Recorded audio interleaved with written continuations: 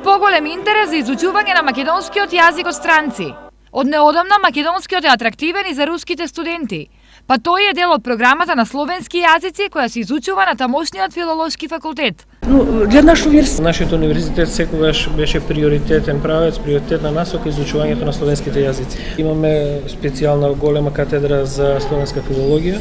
Традиционално се изучуваат полскиот, чешкиот, бугарскиот јазик. И веќе имаме група на студенти кои го изучуваат македонскиот јазик. Македонски јазик. Ова, меѓу другото, беше кажано на денешната научна конференција од меѓународен карактер која ја организираше Штипскиот филолошки факултет. Конференцијата, освен во функција на промоција на научните трудови на филолозите, има за цел и зајакнување на соработката меѓу нив.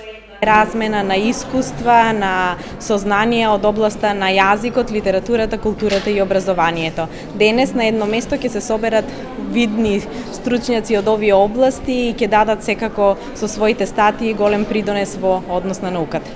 Ова е прва научна конференција која организира Филолошкиот факултет во Штип.